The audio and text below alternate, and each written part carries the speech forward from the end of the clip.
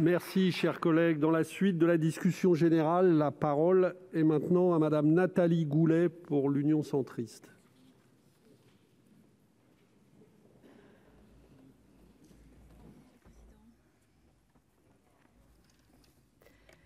Monsieur le Président, Madame la Ministre, mes chers collègues, la période que nous vivons est particulièrement violente et anxiogène pour tous les citoyens. Les actes racistes, les actes contre la communauté musulmane se sont multipliés d'une façon alarmante et deviennent des faits divers qui nous révoltent plus ou presque plus. Mais les actes antisémites, la forme la plus ignoble du racisme, se multiplient et nous inquiètent. Ils inquiètent la communauté nationale comme une atteinte aux valeurs de la République. Fille de déportés, petite fille de déportés, mon père s'est échappé du Veldiv grâce à un gendarme français qui a eu pitié de ma grand-mère et a ainsi épargné son fils, mon père.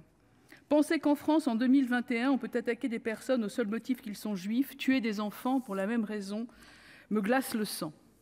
Penser que certains abrutis utilisent les symboles de la Shoah pour manifester contre le pass sanitaire me donne la nausée. Comment expliquer à certains qui osent utiliser l'étoile jaune porte malheur? Comment expliquer à nos parents qui l'ont porté ces dérapages insupportables? Vous voyez, elle ne me quitte pas.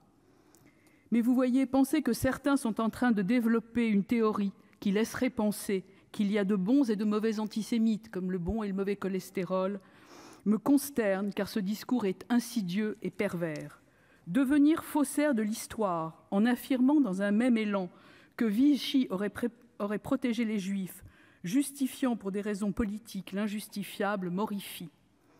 Penser qu'en 2021, la France, terre de lumière, de l'émancipation des Juifs, penser qu'en 2021, il faut que nos synagogues soient gardées jour et nuit et que les gardes soient doublés les jours de fête, au point que ma fille a peur d'y emmener ses enfants, me désespère et je ne vois pas comment on va inverser la tendance, Madame le ministre. C'est pourquoi je remercie le gouvernement et le ministère de l'Intérieur pour les mesures de sécurité qu'ils consacrent à la protection des lieux de culte, de tous les lieux de culte. Je remercie Hervé Marseille et je remercie le président Retailleau d'avoir mis cette proposition à l'ordre du jour. Comme nous le disons, nous vivons avec nos morts et notre histoire tragique. C'est pour éviter qu'elle ne se reproduise que je voterai avec le groupe centriste cette résolution. Je vous remercie.